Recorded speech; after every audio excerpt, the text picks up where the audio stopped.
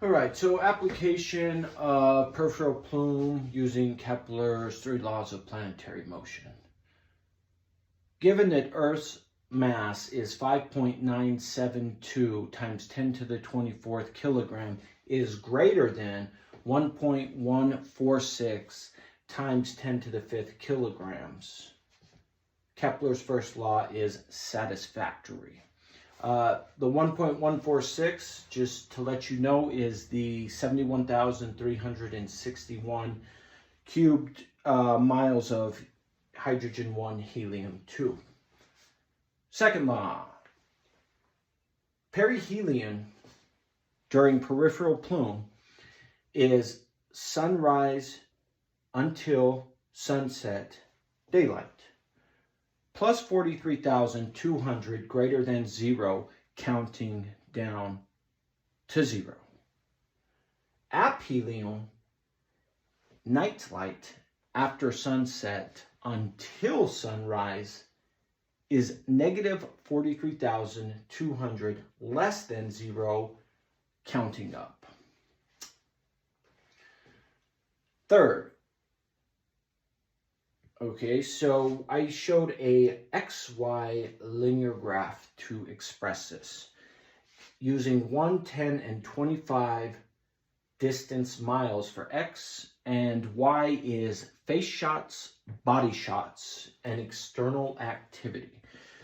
The Y is known as size times time over 25 laws.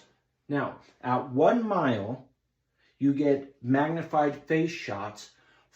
Huge is what I mean, huge face shots only for a short amount of time, and you don't know which 25 laws affecting it. Whereas if you're 10 miles away, the size is body shots, less magnified, so you get to see the body for greater amount of time, and you get to see more of the 25 laws affecting it. Whereas at 25 miles, you get to see the external activity, face shots, body shots, and the surrounding atmosphere for a greater amount of time, and you get to see more which 25 laws are affecting it. So the peripheral plume will satisfy Kepler's 3 laws of planetary motion. Now over here, you have this formula for orbital velocity. So this is a tangent and we will use it later. I just wanted to let this simmer a little bit. So you break this all down and you get at 1 mile, the orbital velocity is 7,910.78 meters squared per second squared. 10, you get the orbital velocity of 7,919.79 meters squared per second squared. And at 25 miles, you get 7,934.87 meters squared per second squared. And just note that this is from Earth. So from Earth to reach the peripheral plume that is at that distance, that's how fast we must go to reach.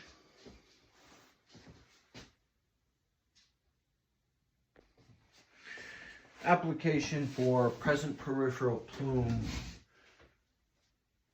to Newton's law of gravitational attraction, which states the force of attraction between two masses is directly proportional to the product of their masses and inversely proportional to the square of the distance between their centers. So our masses, mass 1 is the DH dying force, 0 res. Our mass 2 is a present peripheral plume. Force 1, wars, old age, et al. Force 2, all past, present, and future tap at 0 res. All living past, present, and future, everybody who lived in the past, lived in the present, or will live in the future at 0 res. Now, one day the guarantee at DH is that all past, present, future will die, 0 res. So that's the constant. That's this one here. Now, to break it down even more to reach that point, we have this one here. So at 0, 0, we have no B-dubs. Living life is a PPF tap. And one day you will die, and that happens through the DH0 RAS, through wars, et al., old age, whether you reach 120 years, whether you reach 78 years, whether you reach 25 years, whether you reach 25 years, whether you reach 3 years, it don't matter. But regardless, it's those points there, in which case your 0 RAS at thalamus afuera. So your constant is one day 0 RAS here. However, this hits it right on the nose, because this constant energy force runs into the peripheral plume, which no one owns, even the person who died, but it's still the memory of them, which is these points there. So from there, we can deduct the distance in wordography. The D equals wars, old age, 120 years, and everything between. However or and, let's get specific and apply this peripheral plume specific. Because now we know there's a length, width, and height. We know the weight of it. We know the distance off of Earth. So how would we do that? Yes, orbital mechanics. All right, so the application to find the distance of our present peripheral plume using the 6 orbital elements. What we need is the size and shape to begin with. So the size is going to be 1,982.25 miles.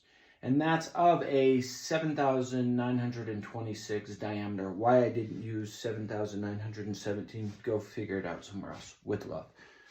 So of a 7,926 diameter, A equals the radius perihelion plus the radius of apohelion divided by 2. And that's where you get 1982.25 miles.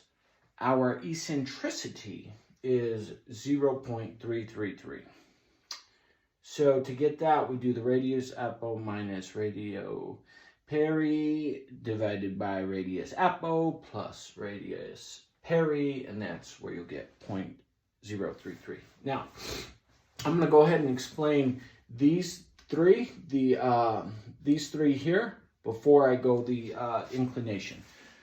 So big omega. Perihelion is going to be plus 43,200 greater than 0, counting down. Sunrise to sunset is a perihelion.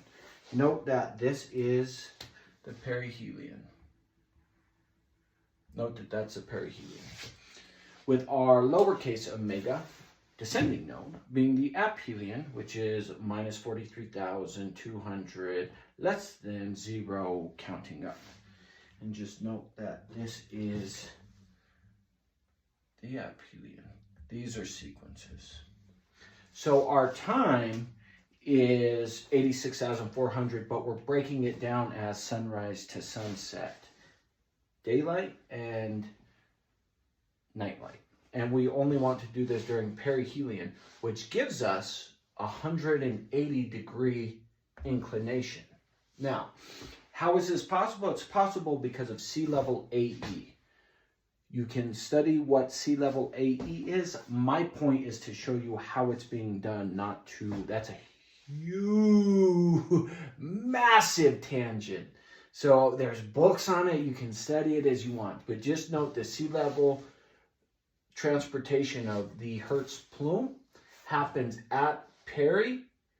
And because of that, this whole range here is 180 degrees. Some people will call it pi because pi is 180 degrees. But it doesn't matter. But regardless, at 180 degrees, because these sequences, as you know, you can step into it, into this plane here, which gives us into the Z range within here. So it takes us into here. Just note that's how the orbital elements will define it.